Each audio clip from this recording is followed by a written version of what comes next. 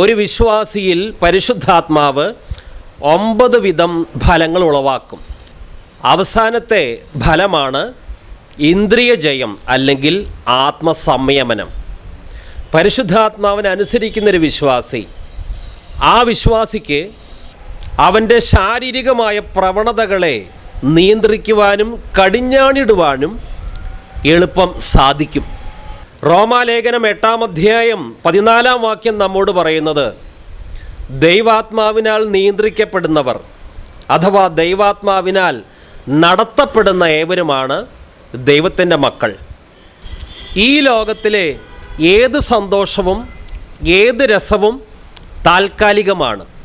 അധികം സമയം മനുഷ്യനെ തൃപ്തിപ്പെടുത്തുവാൻ ഈ ലോകത്തിലെ യാതൊന്നിനും കഴിവില്ല. എന്നാൽ കർത്താവ് നൽകുന്ന സന്തോഷം ഈ ലോകം നൽകുന്ന ഏത് സന്തോഷത്തെക്കാളും ഉന്നതവും നിലനിൽക്കുന്നതുമാണ്. അതുകൊണ്ട് റോമാലേഖനം 14:17 നമ്മോട് പറയുന്നത്, ദൈവരാജ്യം എന്നത് ഭക്ഷണമോ പാനീയമോ അല്ല, നീതിയും സമാധാനവും പരിശുദ്ധാത്മാവിലുള്ള സന്തോഷവുമാണ്. നമ്മുടെ സാഹചര്യങ്ങൾ വ്യത്യസ്തമായിരിക്കാം. ഏത് സാഹചര്യത്തിലും ഭക്ഷണം നൽകുന്നതിനേക്കാളും പാനീയം നൽകുന്നതിനേക്കാളും വലിയ സന്തോഷം ആത്മീയനായൊരു വിശ്വാസിക്ക് പരിശുദ്ധാത്മാവ് നൽകും. പരിശുദ്ധാത്മാവ് നൽകുന്ന ആ സന്തോഷം ഒരു വിശ്വാസിക്ക് അനുഭവിക്കാൻ കഴിഞ്ഞാൽ, ഭാര്യ പലതുകൊണ്ടും ബലഹീനയാണ് എങ്കിലും, ഭർത്താവ് പലതുകൊണ്ടും ബലഹീനനാണ് എങ്കിലും ഒരിക്കലും അവരുടെ കുടുംബജീവിതത്തിൽ നിരാശയും അസ്വസ്ഥതയും ഉണ്ടായിരിക്കുകയില്ല. എന്നാൽ പരിശുദ്ധാത്മാവ് നൽകുന്ന സമാധാനത്തിലും സന്തോഷത്തിലും ആശ്രയിക്കാതെ കേവലം ശാരീരിക സന്തോഷത്തിൽ മാത്രം ആശ്രയിച്ചാൽ ആ കുടുംബജീവിതത്തിൽ വലിയ കലക്കവും അസ്വസ്ഥതയും അതൃപ്തിയും ഉണ്ടായിരിക്കും. വിവാഹം കഴിച്ച വിശ്വാസികൾ സ്വയംഭോഗം ചെയ്യുന്നത് പാപമാണോ?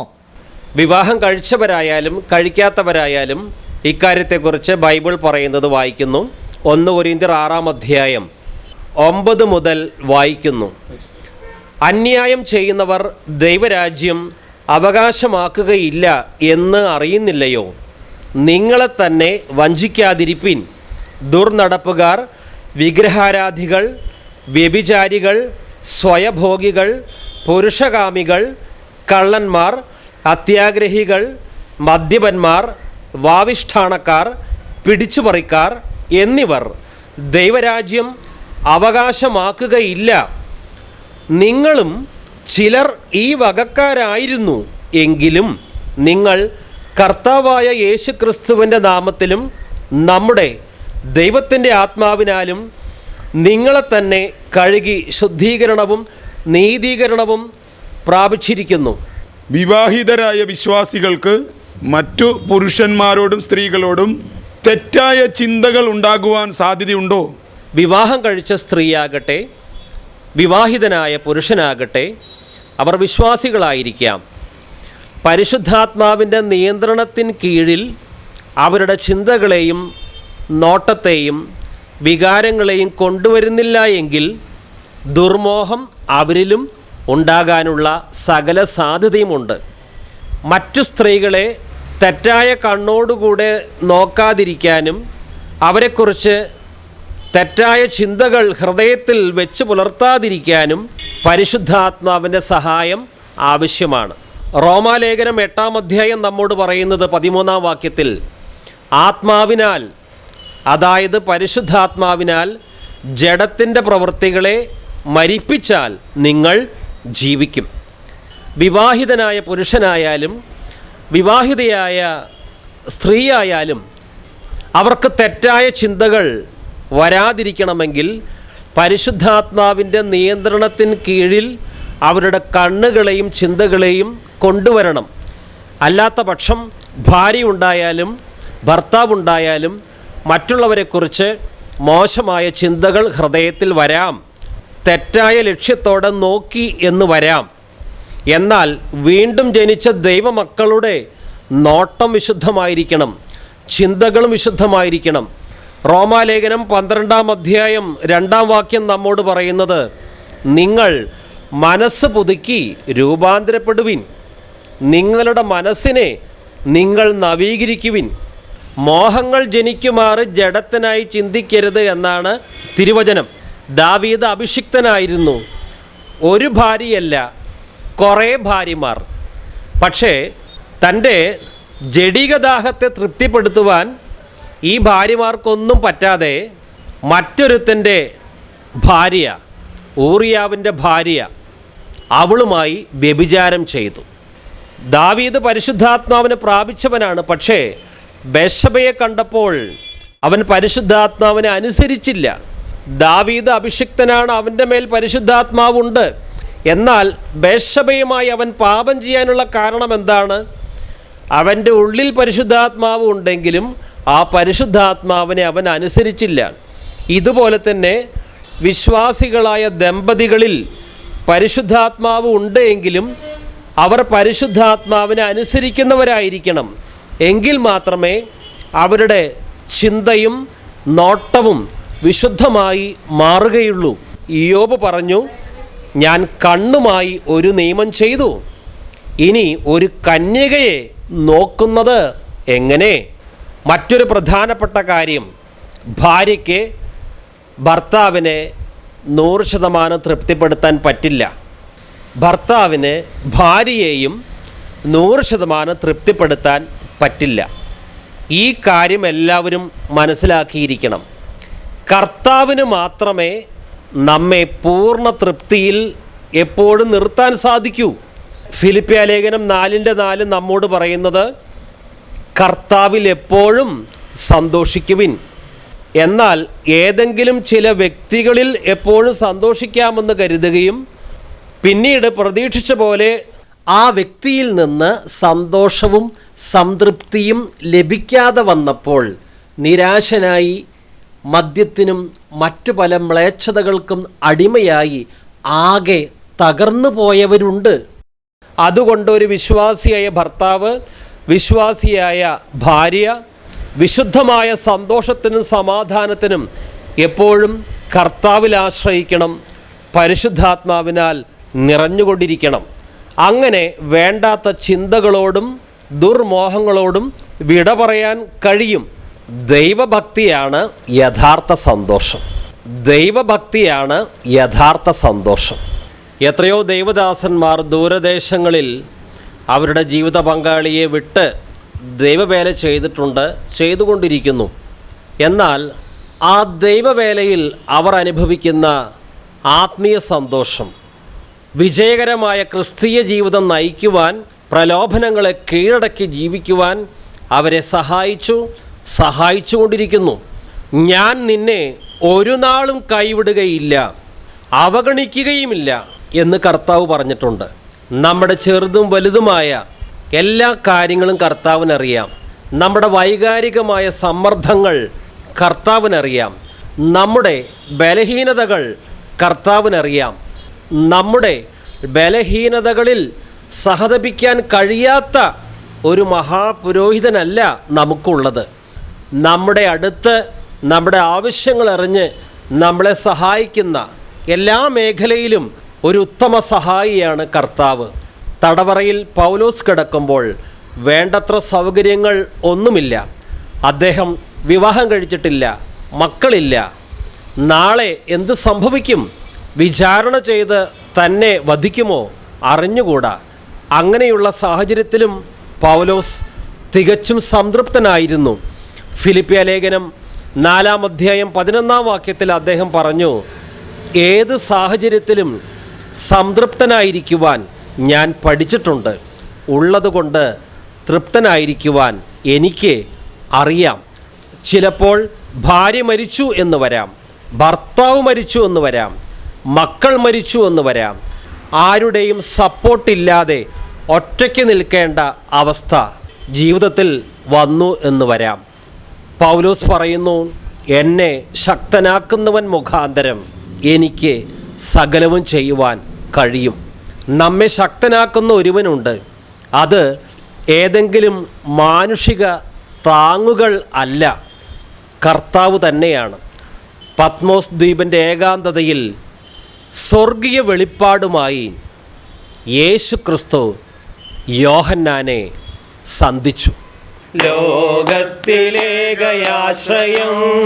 എൻ യേശു മാത്രം, ശോകങ്ങൾ ഏറി വന്നാലും വേണ്ടായി ലോക ഇമ്പം പ്രിയനേ നീ മതി, വേണ്ടായി ലോക ഇമ്പം പ്രിയനേ നീ മതി.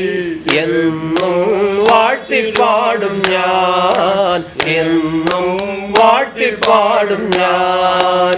ലോകത്തിലേകയാശ്രയം എൻ യേശു മാത്രം, ശോകങ്ങൾ ഏറി വന്നാലും ലോകത്തിലേകയാശ്രയം എൻ യേശു മാത്രം, ശോകങ്ങളേറി വന്നാലും ഉറ്റവരായിരുന്നവർ ദ്വേഷിച്ചാലും മാറ്റമില്ലാത്ത സ്നേഹിതൻ, ഉറ്റവരായിരുന്നവർ ദ്വേഷിച്ചാലും മാറ്റമില്ലാത്ത സ്നേഹിതൻ, മാറാത്ത വാക്കു തന്നോൻ മാറുമോ ആയവൻ, മാറാത്ത വാക്കു തന്നോൻ മാറുമോ ആയവൻ, മാറ മധുരമാക്കിടും, മാറ മധുരമാക്കിടും. ലോകത്തിലേക ആശ്രയം എൻ യേശു മാത്രം, ശോകങ്ങൾ കേറി വന്നാലും ലോകത്തിലേകയാശ്രയം എൻ യേശു മാത്രം, ശോകങ്ങളേറി വന്നാലും പേടിയതല്ല ഞാൻ നിന്നെ, ഈ ക്രൂശിൽ സ്നേഹം നേടിയ പാപിയാമെന്നെ. പേടിയതല്ല ഞാൻ നിന്നെ, ഈ ക്രൂശിൽ സ്നേഹം നേടിയ പാപിയാമെന്നെ. ഓടുന്നു ലാക്കിലേക്കു പാടുകൾ ഏറ്റു ഞാൻ, ഓടുന്നു ലാക്കിലേക്കു പാടുകൾ ഏറ്റു ഞാൻ, മാറുവാനാവതല്ലിനി. മറിയമേ, നീ എനിക്ക് വേണ്ടി അപേക്ഷിക്കണമേ എന്ന് പറഞ്ഞാൽ മറിയം എനിക്ക് വേണ്ടി അപേക്ഷിക്കുമോ? മറിയത്തിന് മാത്രമല്ല, മരിച്ചുപോയ അബ്രഹാമിനോ മോശയ്ക്കോ പൗലോസിനോ പത്രോസിനോ ഇവർക്കാർക്കും തന്നെ ബ്രദർ എത്ര തവണ പറഞ്ഞാലും മറിയമേ എനിക്ക് വേണ്ടി അപേക്ഷിക്കണം, പൗലോസെ എനിക്ക് വേണ്ടി അപേക്ഷിക്കണം, പത്രോസെ എനിക്ക് വേണ്ടി അപേക്ഷിക്കണം, എത്ര തന്നെ പറഞ്ഞാലും അവർക്ക് അപേക്ഷിക്കാൻ പറ്റില്ല. മാത്രമല്ല, അവരോട് അങ്ങനെ അപേക്ഷിക്കുന്നത് അവർക്ക് കേൾക്കാനും കഴിയില്ല. വെളിപ്പാട് 14-ാം അധ്യായം 13-ാം വാക്യം നമ്മോട് പറയുന്നത്, ഇപ്പോൾ മുതൽ കർത്താവിൽ മൃതിയടഞ്ഞ വിശുദ്ധന്മാർ അനുഗ്രഹീതരാണ്, അവർ തങ്ങളുടെ പ്രവൃത്തികളിൽ നിന്ന് വിരമിച്ച് സ്വസ്ഥരാണ്. അതായത് പത്രോസ്, പൗലോസ്, മറിയം എല്ലാവരും മരിച്ചു. അവർ ഇപ്പോൾ കർത്താവായ യേശു ക്രിസ്തു അവർക്ക് വിശ്രമിക്കാനായി നൽകിയ ഇടത്തിൽ വിശ്രമിച്ചു കൊണ്ടിരിക്കുകയാണ്, സ്വസ്ഥത അനുഭവിച്ചു കൊണ്ടിരിക്കുകയാണ്. അല്ലാതെ ഈ ഭൂമിയിൽ ഇപ്പോൾ ആരൊക്കെയാണ് ഞങ്ങളോട് അപേക്ഷിച്ചു കൊണ്ടിരിക്കുന്നത്, ഈ ഭൂമിയിൽ ഇപ്പോൾ ആരൊക്കെയാണ് ഞങ്ങളെ ആരാധിച്ചു കൊണ്ടിരിക്കുന്നത്, ആരൊക്കെയാണ് ഞങ്ങളെ മധ്യസ്ഥയായി ഹൃദയത്തിൽ സ്വീകരിച്ചിട്ടുള്ളത്, ഇക്കാര്യമൊന്നും അവർക്ക് അറിയാൻ സാധിക്കുകയില്ല. കർത്താവായ യേശു ക്രിസ്തു രണ്ടാമത് വരുമ്പോൾ മറിയവും പൗലോസും പത്രോസും ഒക്കെ ഉയർക്കും. അതുവരെ ദൈവം അവർക്ക് വിശ്രമിക്കാനായി നൽകിയിട്ടുള്ള സ്ഥലത്ത് വിശ്രമിച്ചു കൊണ്ടിരിക്കുകയാണ്. കർത്താവായ യേശു ക്രിസ്തുവിൻ്റെ രണ്ടാമത്തെ വരവിൽ കാഹളനാദം കേൾക്കും. അപ്പോൾ മരിച്ചവർ ഉയർക്കും, അക്കൂട്ടത്തിൽ മറിയവും ഉയർക്കും. മാത്രമല്ല, നമ്മുടെ പ്രാർത്ഥന വാസ്തവത്തിൽ ദൈവത്തിന് മാത്രമേ കേൾക്കാൻ പറ്റൂ. കാരണം ദൈവം സർവ്വവ്യാപിയാണ്. ബ്രദറിൻ്റെ ഹൃദയത്തിൽ ബ്രദർ ചിന്തിക്കുന്ന കാര്യങ്ങൾ ഒരു വ്യക്തിക്കും അറിയുകയില്ല, മറിയത്തിന് അറിയുകയില്ല, ആർക്കും അറിയുകയില്ല. എന്നാൽ കർത്താവായ യേശു ക്രിസ്തുവിനോട് ഒരു കാര്യം ചോദിക്കുന്നതിന് മുമ്പേ എന്താണ് നാം ചോദിക്കാൻ ഉദ്ദേശിക്കുന്നത് അത് കർത്താവിനറിയാം. അതുകൊണ്ട് യേശു പറഞ്ഞു, നിങ്ങൾ ചോദിക്കുന്നതിന് മുമ്പ് തന്നെ നിങ്ങളുടെ ആവശ്യങ്ങൾ സ്വർഗീയ പിതാവിന് അറിയാം. ഈ കഴിവ് മരിച്ചുപോയ ഒരു വിശുദ്ധർക്കും ഇല്ല. യേശു പറഞ്ഞു, എൻ്റെ നാമത്തിൽ നിങ്ങൾ പിതാവിനോട് ചോദിക്കുന്നതൊക്കെ നിങ്ങൾക്ക് ലഭിക്കും. നമ്മൾ ഈ ഭൂമിയിലിരുന്ന് പ്രാർത്ഥിക്കുമ്പോൾ എങ്ങനെയാണ് യേശു കേൾക്കുക? ഭൂമിയിൽ എത്രയോ മനുഷ്യരുണ്ട്, വിവിധ സംസ്കാരങ്ങൾ, വിവിധ ഭാഷകൾ.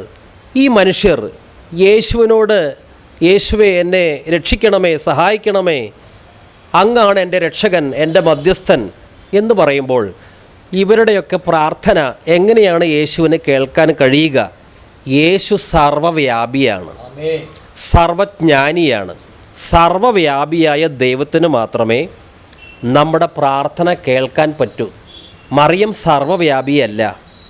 ഇന്ത്യയിൽ താമസിക്കുന്ന സഹോദരൻ യേശുവെ എന്നെ സഹായിക്കണമേ എന്ന് ബ്രദർ തൃശ്ശൂരാണ് താമസിക്കുന്നതെങ്കിൽ താമസിക്കുന്ന വീട്ടിലിരുന്നു കൊണ്ട് യേശുവെ എന്നെ രക്ഷിക്കണമേ എന്ന് പ്രാർത്ഥിക്കുമ്പോൾ ആ പ്രാർത്ഥന യേശുവിന് കേൾക്കാൻ പറ്റുന്നതിൻ്റെ കാരണം യേശു സർവ്വവ്യാപിയാണ്.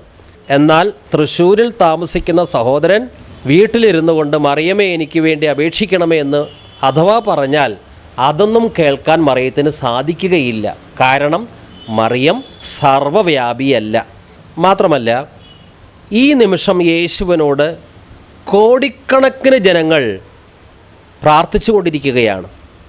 കോടിക്കണക്കിന് പേരുടെ ആവശ്യങ്ങൾ വ്യക്തമായി ഒരേ സമയം യേശു കേൾക്കുക മാത്രമല്ല, അതിന് ന്യായമായ രീതിയിൽ ഉത്തരം കൊടുക്കുകയും ചെയ്യുന്നു. ബ്രദർ ഒരു മനുഷ്യനാണെങ്കിൽ പരിമിതിയുണ്ട്. ബ്രദറിനോട് ഒരാൾ സംസാരിക്കുകയാണെന്ന് കരുതുക, അയാൾ പറയുന്നതിന് മറുപടി കൊടുക്കാൻ പറ്റും. എന്നാൽ 100 പേർ 100 കാര്യങ്ങൾ ഒരേ സമയം ബ്രദറിനോട് സംസാരിച്ചാൽ ബ്രദറിന് ഒന്നും മനസ്സിലാകില്ല, ആർക്കും കൃത്യമായി ഒരു ഉത്തരവും നൽകാൻ പറ്റില്ല. ഇതുപോലെ ഒരു മനുഷ്യ സ്ത്രീയായ മറിയത്തോട്, അത് മരിച്ചുപോയ മറിയത്തിൻ്റെ ആത്മാവിനോട് അനേകർ ഒരുമിച്ച് പ്രാർത്ഥിച്ചാൽ അതെല്ലാം ഒരേ സമയത്ത് കേൾക്കാനുള്ള കഴിവോ വ്യത്യസ്തമായ ആവശ്യങ്ങൾക്ക് വ്യത്യസ്തമായ ഉത്തരം നൽകാനുള്ള കഴിവോ മറിയത്തിനുണ്ട് എന്ന് ബൈബിൾ ഒരിക്കലും പറയുന്നില്ല. കാരണം മറിയം ഒരു മനുഷ്യ സ്ത്രീ ആയതുകൊണ്ട് പരിമിതികളുണ്ട്. ബ്രദറിന് മലയാളം അറിയാം, ഒരുപക്ഷെ ഹിന്ദി അറിയാം, ഇംഗ്ലീഷൊക്കെ അറിയാമായിരിക്കാം. എന്നാൽ അറബിയിലോ ഉറുദുവിലോ ഫ്രഞ്ച് ഭാഷയിലോ പോർച്ചുഗീസ് ഭാഷയിലോ ഒക്കെ പലരും ബ്രദറിനോട് സംസാരിക്കാൻ തുടങ്ങിയാൽ അതൊന്നും മനസ്സിലാക്കാനുള്ള കഴിവ് ബ്രദറിനില്ല. കാരണം ആ ഭാഷ പഠിച്ചിട്ടില്ല. ഇതുപോലെ തന്നെ ബ്രദർ മലയാളത്തിൽ പ്രാർത്ഥിച്ചാൽ മലയാളം ഒരിക്കലും പഠിച്ചിട്ടില്ലാത്ത മറിയം അതെങ്ങനെ മനസ്സിലാക്കും? എന്നാൽ ബ്രദർ മലയാളത്തിൽ പ്രാർത്ഥിച്ചാലും ഏത് ഭാഷയിൽ പ്രാർത്ഥിച്ചാലും അത് തിരിച്ചറിയാനും മനസ്സിലാക്കാനും കഴിവുള്ള ഒരുവനുണ്ട്, യേശു. അതുകൊണ്ട് യേശു പറഞ്ഞു, നിങ്ങൾ എൻ്റെ നാമത്തിലാണ് ചോദിക്കേണ്ടത്. ഒരിക്കലും യേശു പറഞ്ഞില്ല മറിയത്തിൻ്റെ നാമത്തിൽ ചോദിക്കാനോ മറിയത്തോട് അപേക്ഷിക്കാനോ യേശു പറഞ്ഞിട്ടില്ല. പ്രാർത്ഥന കേൾക്കുക എന്നുള്ളത് ഒരു നിസ്സാര കാര്യമല്ല. സർവ്വവ്യാപിയായ, സകലവും അറിയുന്ന, സകല ഭാഷയും അറിയുന്ന കർത്താവായ യേശുക്രിസ്തുവിനോടാണ് നാം പ്രാർത്ഥിക്കേണ്ടത്. അതുകൊണ്ട് ദൈവത്തിൻ്റെ വചനമായ ബൈബിൾ കൽപ്പിക്കാത്ത ഒരു പ്രാർത്ഥനാ മാർഗം ദൈവമക്കളാരും തിരഞ്ഞെടുക്കാൻ പാടില്ല. വീണ്ടും ജനിച്ച ദൈവമക്കളായ നാം സുബോധമുള്ളവരായിരിക്കണം എന്നാണ് ബൈബിൾ പറയുന്നത്. മരിച്ചുപോയ ഒരു മനുഷ്യൻ്റെ ആത്മാവ് സർവ്വവ്യാപി ആകുകയില്ല. മരിച്ചുപോയ ഒരു മനുഷ്യൻ്റെ ആത്മാവിന് ഈ ഭൂമിയിലെ സകല കാര്യങ്ങളും അറിയാനോ ഈ ഭൂമിയിലെ എല്ലാ ഭാഷയും മനസ്സിലാക്കാനോ ഭാവിയിൽ എന്തെല്ലാം സംഭവിക്കും അതിനെക്കുറിച്ച് ഒരു പൂർണ്ണമായ വിവരം മനസ്സിലാക്കാനുള്ള കഴിവോ ഇല്ല. കാരണം ഒരു മനുഷ്യാത്മാവിന് പരിമിതിയുണ്ട്. പൗലോസിൻ്റെ ആത്മാവായാലും യോഹന്നാൻ്റെ ആത്മാവായാലും പത്രോസിൻ്റെ ആത്മാവായാലും മറിയത്തിൻ്റെ ആത്മാവായാലും മരിച്ചു പോയതിനു ശേഷം ഈ ആത്മാക്കളൊന്നും ദൈവങ്ങളായോ ദേവിയായോ മാറുന്നില്ല. എന്നാൽ കർത്താവ് സർവ്വവ്യാപിയാണ്, സർവജ്ഞാനിയാണ്. മനുഷ്യർ സംസാരിക്കുന്ന എല്ലാ ഭാഷകളും കർത്താവിനറിയാം. മാത്രമല്ല, മനുഷ്യർ ഹൃദയത്തിൽ കൊണ്ടു നടക്കുന്ന ചിന്തകളും വേദനകളും ആവശ്യങ്ങളും അതൊക്കെ കർത്താവിനറിയാം. വർത്തമാനവും ഭാവിയും അവിടത്തേക്ക് അറിയാം. പത്രോസ്, പൗലോസ്, മറിയം, യാക്കോബ്, യോഹന്നാൻ, മത്തായി, ലൂക്കോസ് ഇവരെല്ലാം മരിച്ചുപോയി. കർത്താവ് അവർക്ക് നൽകിയിരിക്കുന്ന വിശ്രമസ്ഥലത്ത് അവർ വിശ്രമിച്ചു കൊണ്ടിരിക്കുന്നു. എന്നാൽ ഇവർക്കാർക്കും തന്നെ ഇപ്പോൾ ഭൂമിയിൽ നടക്കുന്ന സകല കാര്യങ്ങളും ഭൂമിയിലെ സകല ഭാഷകളും അറിയുന്നില്ല. മാത്രമല്ല, മരിച്ചുപോയ ഈ വിശുദ്ധർക്കും മറിയത്തിനും ഭൂമിയിലുള്ള ഒരു മനുഷ്യൻ്റെ അടുത്തു വന്ന് അവൻ്റെ അധരങ്ങളിലൂടെ അവൻ പറയുന്ന കാര്യങ്ങൾ എന്താണ് അത് കേൾക്കാനും സാധിക്കുകയില്ല. കാരണം അവർ സർവ്വവ്യാപികളല്ല.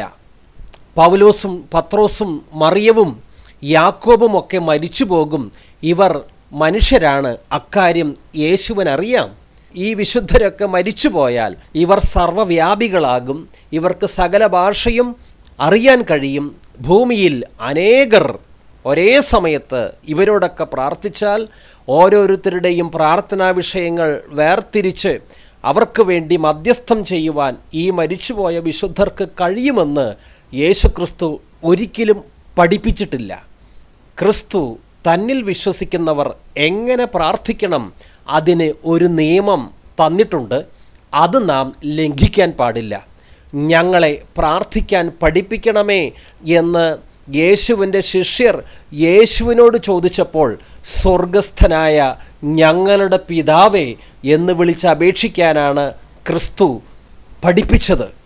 അതുകൊണ്ട് ഏതെങ്കിലും സഭാ നേതാവ് ക്രിസ്തു പഠിപ്പിച്ചതിന് വിപരീതമായി നമ്മോട് മരിച്ചുപോയ മറിയത്തിൻ്റെ നാമത്തിലോ പൗലോസിൻ്റെ നാമത്തിലോ യാക്കോബിൻ്റെ നാമത്തിലോ അപേക്ഷിക്കാൻ പറഞ്ഞാൽ അവരുടെ വാക്കല്ല, കർത്താവായ യേശുവിൻ്റെ വാക്കാണ് നാം കേൾക്കേണ്ടത്. യേശുക്രിസ്തുവിൻ്റെ നാമത്തിൽ പിതാവായ ദൈവത്തോട് അപേക്ഷിക്കുക, യാചിക്കുക, പ്രാർത്ഥിക്കുക. ഇതാണ് ബൈബിൾ ദൈവമക്കൾ പ്രാർത്ഥിക്കുമ്പോൾ പാലിക്കേണ്ട നിയമമായി നമ്മോട് പറഞ്ഞിരിക്കുന്ന കാര്യം. ഇത് നാം മറക്കരുത്. ക്രിസ്തുവിൻ്റെ ഉപദേശങ്ങളും കൽപ്പനകളും പ്രബോധനങ്ങളും വിശുദ്ധ ബൈബിളിൽ നിറഞ്ഞു നിൽക്കുന്നു. യേശുക്രിസ്തു ക്രിസ്ത്യാനികളോട് ഒരിക്കലും ഇങ്ങനെ പറഞ്ഞില്ല. ക്രിസ്ത്യാനികളെ പൗലോസും പത്രോസും യാക്കോബും യോഹന്നാനും മറിയവും മരിച്ചുപോയാൽ അവരായിരിക്കും നിങ്ങളുടെ മധ്യസ്ഥന്മാർ.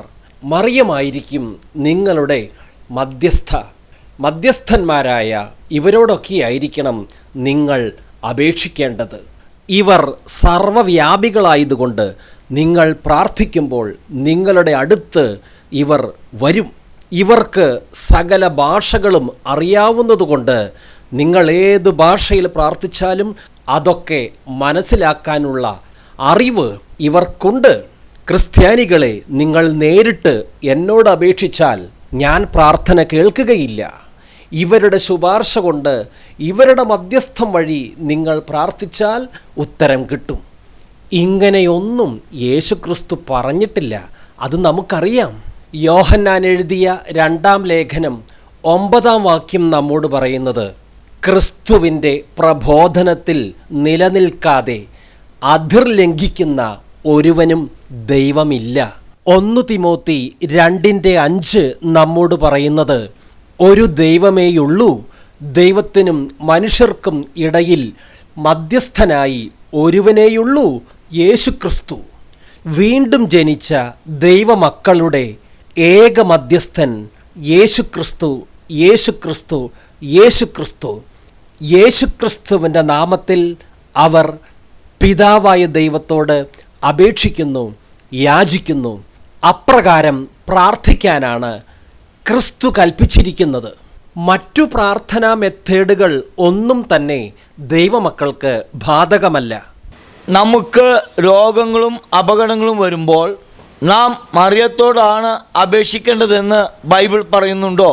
യേശുവിൽ വിശ്വസിക്കുന്നവരായ നമുക്ക് അപകടമോ രോഗമോ വരുമ്പോൾ നമ്മൾ മറിയത്തോട് അപേക്ഷിക്കണമെന്ന് ബൈബിൾ പറയുന്നില്ല.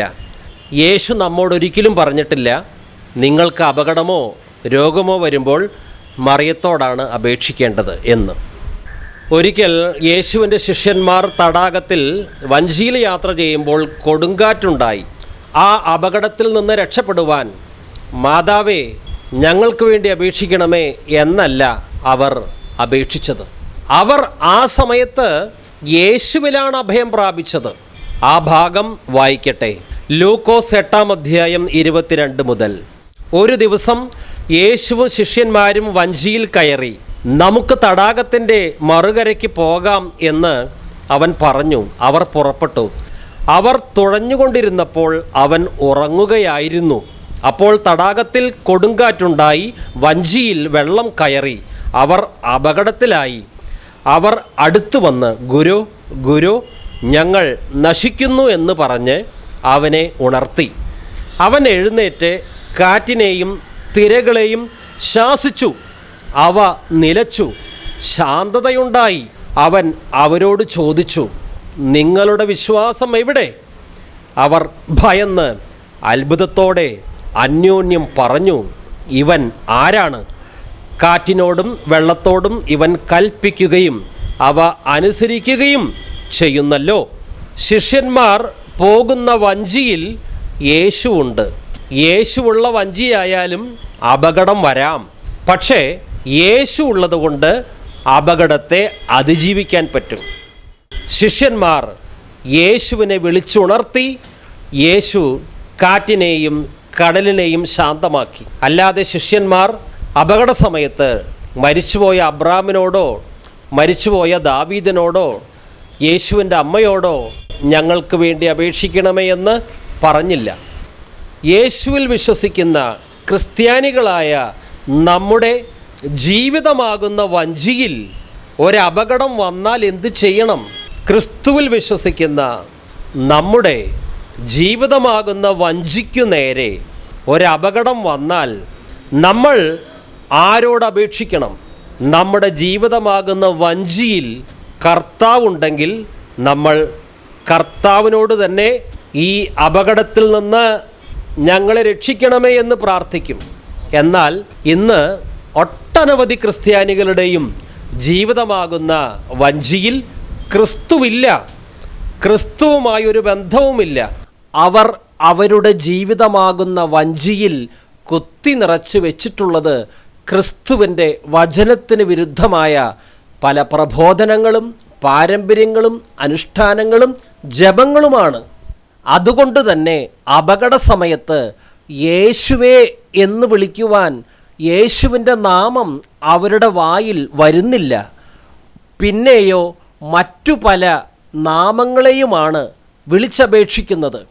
പണ്ടെങ്ങോ മരിച്ചുപോയ മനുഷ്യരുടെ പേരുകൾ വിളിച്ച് അവർ അപേക്ഷിക്കുന്നു രക്ഷ പ്രാപിക്കാനായി. ക്രിസ്തുവുമായി ബന്ധമില്ലാതെയും പേരിന് മാത്രം ക്രിസ്ത്യാനികളായി ജീവിക്കുവാൻ കഴിയും. അങ്ങനെയുള്ളവരുടെ ജീവിതത്തിൽ ഒരു അപകടം വരുമ്പോൾ അവർക്ക് ബോധിച്ച പലരോടും അവർ അപേക്ഷിച്ചു എന്ന് വരും. ഇതാ മറ്റൊരു സംഭവം. 10 കുഷ്ഠരോഗികൾ അവർ രോഗസൗഖ്യത്തിനായി മാതാവേ ഞങ്ങൾക്ക് വേണ്ടി അപേക്ഷിക്കണമെന്നല്ല പറഞ്ഞത്. അവർ യേശുവിന് അഭയം പ്രാപിച്ചു. യേശു അവർക്ക് സൗഖ്യം നൽകി. രക്തസ്രാവക്കാരിയായ സ്ത്രീ എൻ്റെ രോഗം മാറ്റിത്തരണമേ മാതാവേ എന്നല്ല അവൾ അപേക്ഷിച്ചത്. അവൾ വിശ്വസിച്ചു, ഞാൻ യേശു ക്രിസ്തുവിൻ്റെ വസ്ത്രാഞ്ചലം സ്പർശിച്ചാൽ എനിക്ക് സൗഖ്യം ലഭിക്കും. അവൾ വിശ്വസിച്ചതുപോലെ പ്രവർത്തിച്ചു. അവൾക്ക് സൗഖ്യവും ലഭിച്ചു. അതുകൊണ്ട് ക്രിസ്തുവിൽ വിശ്വസിക്കുന്ന നമ്മുടെ ജീവിതത്തിന് നേരെ എന്തെങ്കിലും അപകടമോ രോഗമോ മറ്റെന്ത് പ്രതിസന്ധി വന്നാലും നമ്മുടെ രക്ഷകനായ യേശുവിനോടാണ് രക്ഷിക്കണമേ എന്ന് നിലവിളിക്കേണ്ടത്. കർത്താവിൻ്റെ നാമം വിളിച്ചപേക്ഷിക്കുന്ന ഏവനും രക്ഷ പ്രാപിക്കും. നമുക്ക് ആത്മരക്ഷയും പ്രതിസന്ധികളിൽ രക്ഷയും തരുവാൻ കർത്താവ് വിശ്വസ്തനാണ്. എന്നാൽ ബൈബിളിൽ എവിടെയും മറിയത്തിൻ്റെ നാമം വിളിച്ചപേക്ഷിക്കുന്ന ഏവനും രക്ഷ പ്രാപിക്കുമെന്ന് എഴുതിയിട്ടില്ല.